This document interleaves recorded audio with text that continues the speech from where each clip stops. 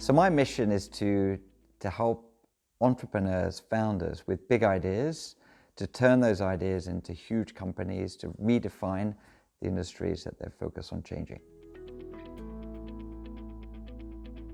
So I was born in the UK, studied physics, and then I got involved in Web 1.0, like late 90s, internet companies in the UK and across Europe, which was fascinating. And then I did a master's in Silicon Valley at Stanford, and really got involved in the center of technology, Silicon Valley.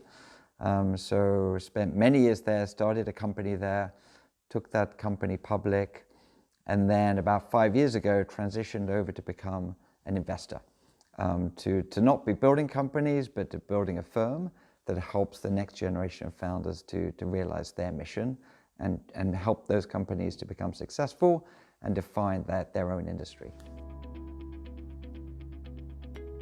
I kind of think of it in different chapters. You know, the last minute experience was incredible, but you know, you go from a good experience, you know, to being an immigrant in another country where I didn't know anyone in the US, and that's you know, that's humbling and exciting to be in that new environment, and you're learning about technology, learning about the real estate industry, and I find it energizing to repot myself every now and again, and so to learn different things, to put yourself outside of your comfort zone. And you take the lessons you learned from one industry and one geography and one experience, apply that to another.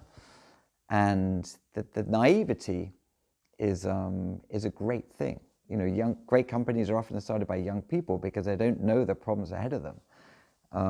And so it's intellectually, it's stimulating to kind of see different areas. And you can bring all these ideas together to hopefully build these new exciting businesses. So my mentors, firstly my parents, helping me to be who I am. Then early on, the founders at lastminute.com, Brent Hoberman and Martha Lane Fox, were really early mentors to me and advisors and now friends. And then in Silicon Valley, there's a range of different founders that were mentors to me, as well as the venture capitalists. So Mike Moritz at Sequoia Capital, a Brit that also came to Silicon Valley. He was a strong mentor of mine. And they've been really helpful for me to navigate the journey that I've been on.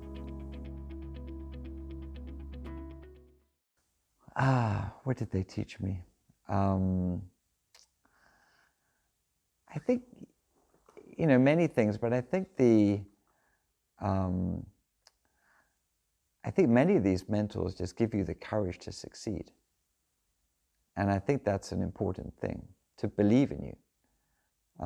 You know, and I think your parents often have that kind of unwavering encouragement, but things get hard, things get challenging. But if you have someone who is believing in you, that you can do it, that's inspiring.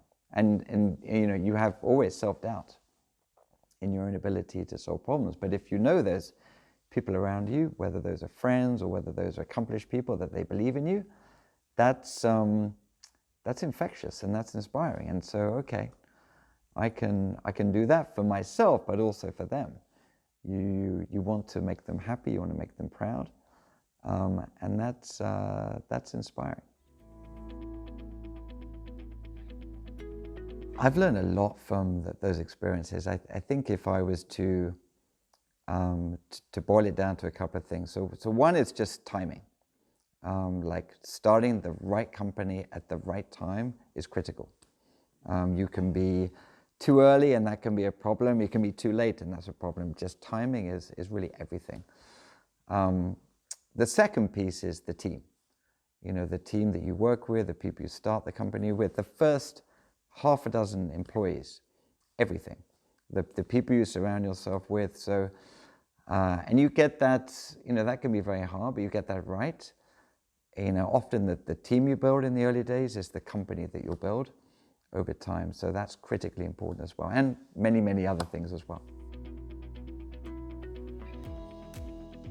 I'm a father, a husband, an investor, an entrepreneur.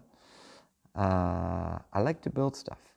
It's exciting to build stuff and work with founders to be on that journey to kind of to transform things. And I love the global outlook. You know, being in different cities, I travel every other week it seems right now. And to see just the world and those experiences is so exhilarating and so exciting.